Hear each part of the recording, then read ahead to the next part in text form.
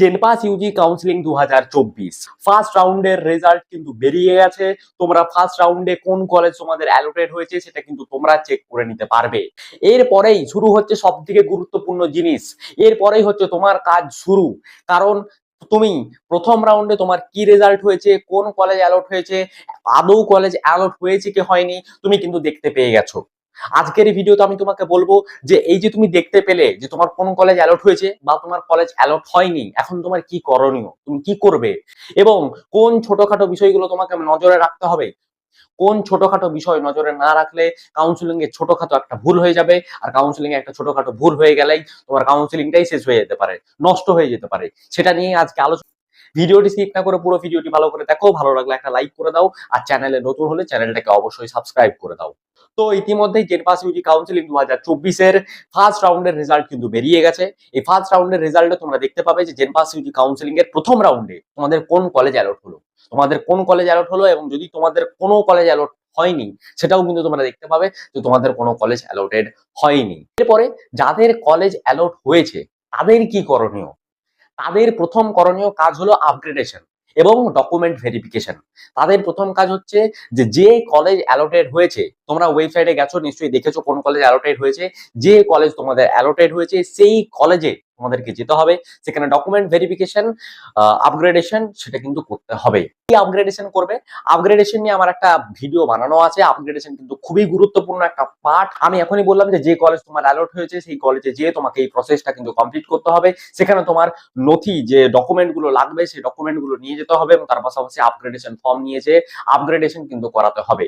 তোমার কাছে এই আপগ্রেডেশনেরও দুটো চয়েস থাকবে, একটা হচ্ছে ইয়েস আপগ্রেডেশন, একটা হচ্ছে নো আপগ্রেডেশন। যদি তোমার যে কলেজ অ্যালটেড হয়েছে তুমি যদি তার থেকে ভালো কলেজে না চাও, তুমি যদি সেই কলেজেই অ্যাডমিশন নিতে চাও, তাহলে তোমাকে no upgradation form fill up করতে হবে, ডকুমেন্ট ভেরিফিকেশন করাতে হবে এবং তোমাকে অ্যাডমিশন হয়ে যেতে হবে।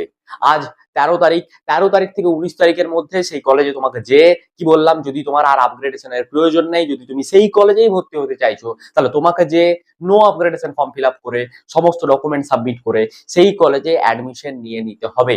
ঠিক আছে। আর তুমি যদি আপগ্রেডেশন চাইছো, তুমি যে কলেজটি অ্যালটেড হয়েছে সেই কলেজটির থেকে যদি আরো একটু ভালো আরো উপরের কলেজগুলি তুমি যদি চাইছো তোমার লিস্টের, তাহলে তোমাকে আপগ্রেডেশন ফর্ম ফিল আপ করতে হবে, ইয়েস আপগ্রেডেশন ফর্ম। এই ইয়েস আপগ্রেডেশন ফর্মে নিয়ে আমার একটি আলাদা ভিডিও বানানো আছে, যেখানে শুধুমাত্র আমি জেনপাস ইউজির আপগ্রেডেশন ফর্মের নিয়ে আলোচনা করেছি, একটি রিসেন্ট ভিডিও। আমি আই বাটনে তার লিঙ্ক দিচ্ছি, তুমি দেখে নিতে পারো। যা যদি তুমি চাইছো ইয়েস আপগ্রেডেশন করতে, তাহলে কি কি করতে হবে, কি কি ঠিকভাবে করলে তোমার আপগ্রেডেশন একদম ঠিকঠাক হয়ে যাবে। একটা গুরুত্বপূর্ণ ভিডিও, তুমি আই বাটনে দেওয়া লিঙ্কে ক্লিক করে ভিডিওটি দেখে নিতে পারো। তো তুমি নিশ্চয়ই বুঝতেই পারলে যে তোমার এই যে ফার্স্ট রাউন্ডের রেজাল্ট বেরিয়েছে, যে কলেজ তোমার অ্যালটেড হয়েছে 13 তারিখ থেকে 19 তারিখের মধ্যে, সেই কলেজে তোমাকে যেয়ে পরে আপগ্রেডেশন ফর্ম ফিল আপ করতে হবে। যদি তুমি আপগ্রেডেশন চাইছো তুমি ইয়েস আপগ্রেডেশন করবে, তার সাথে সাথে কিছু ডকুমেন্ট জমা দেবে, এবং তুমি যদি নো আপগ্রেডেশন চাইছো তাহলে যে যে ডকুমেন্ট গুলো লাগবে কাউন্সিলিং এর পরে আমি বলেছিলাম, সেই সমস্ত document plus no upgradation form যে করে জমা দিয়ে অ্যাডমিশন ফিস দিয়ে তুমি সেই কলেজে অ্যাডমিশন নিয়ে নিতে পারো 13 তারিখ থেকে 19 তারিখের মধ্যে। আর একটা খুবই গুরুত্বপূর্ণ কথা, অনেকে মনে করে যে আমার কলেজ অ্যালট হয়েছে কিন্তু আমি সেই কলেজটি পছন্দ হচ্ছে না, আমি কি তাহলে কি করব, আমি কি কলেজে যাব আপগ্রেডেশন ফর্ম জমা দিতে, নাকি আমি কলেজে যাবই না, আমার অটোমেটিক সেকেন্ড রাউন্ডের রেজাল্ট বেরোবে, কি করব। তো আমি এই ক্ষেত্রে বলে দিই যে তোমার সেই কলেজ পছন্দ হোক পছন্দ না হোক, তুমি যদি জেনপাস ইউজির আন্ডারে ভর্তি হতে চাইছো, অতি অবশ্যই যে করে আপগ্রেডেশনটা করাবে। কারণ যদি আপগ্রেডেশন না করাও পরে কিন্তু অনেক সমস্যা হতে পারে। সুতরাং আপগ্রেডেশন অবশ্যই করাবে। তুমি যখন কাউন্সিলিং করিয়েছো, তোমার যখন একটি রেজাল্ট দিয়েছে, তুমি যখন আপগ্রেডেশন চাইছো, তাহলে অবশ্যই যে আপগ্রেডেশন করাবে।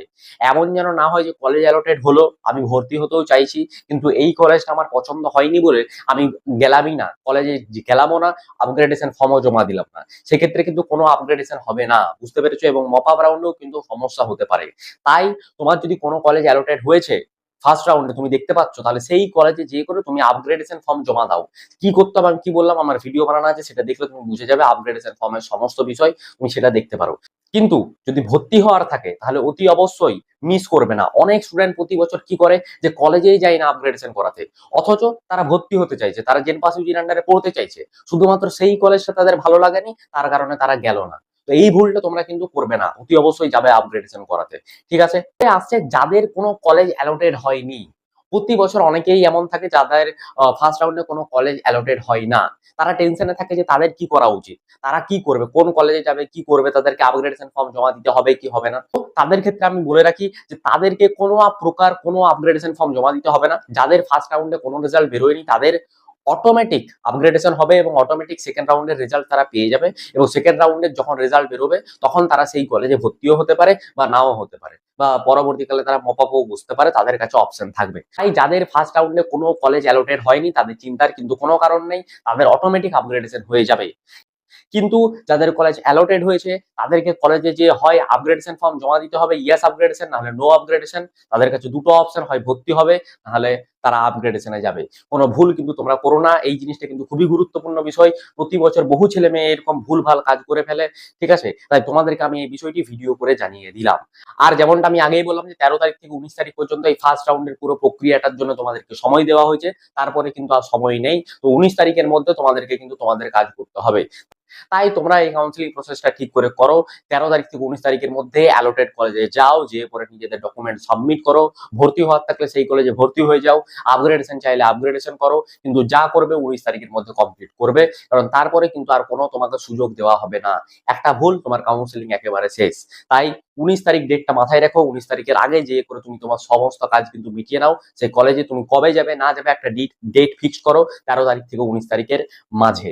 আর আর এই প্রসেসটি শেষ করার পরেই সেকেন্ড রাউন্ডের রেজাল্ট বেরোবে 21 তারিখ। তারপরে 21 তারিখ থেকে 25 তারিখ পর্যন্ত সেকেন্ড রাউন্ডে তোমাদের অ্যালটেড কলেজে ভর্তি হওয়ার সুযোগ থাকবে। মানে ফার্স্ট রাউন্ডে তোমরা যদি আপগ্রেডেশন করো তাহলে সেকেন্ড রাউন্ডে তোমাদের যে কলেজ অ্যালটেড হবে সেটা 21 তারিখে, এবং 21 তারিখে থেকে 25 তারিখের মধ্যে সেই কলেজে ভর্তি তোমাদের কাছে অপশন থাকবে। তোমরা যেমনটা জানো যে সেকেন্ড রাউন্ডে কোনো প্রকার কোনো আপগ্রেডেশন হয় না, সেকেন্ড রাউন্ডের পরে মপ আপ রাউন্ড হয়, কিন্তু সেটা সম্পূর্ণভাবে আলাদা, এর সাথে কোনো সম্পর্ক নেই। তার জন্য সেকেন্ড রাউন্ডে যদি তোমার কোনো কলেজ অ্যালোটেড হয় তাহলে তোমার কাছে দুটোই অপশন থাকবে, হয় তুমি সেই কলেজে ভর্তি হও না হলে হইও না, বা যেওই না। সেখানে কোনো আপগ্রেডেশনের কোনো কিন্তু গল্প নেই। কিন্তু অনেকেই ভাবে যে ফার্স্ট রাউন্ডেও এরকম, ফার্স্ট রাউন্ডে কিন্তু এরকম নয়। ফার্স্ট রাউন্ডে তোমাকে যেতে হবে, তবেই সেকেন্ড রাউন্ডে রেজাল্ট বেরোবে, না হলে কিন্তু বেরোবে না।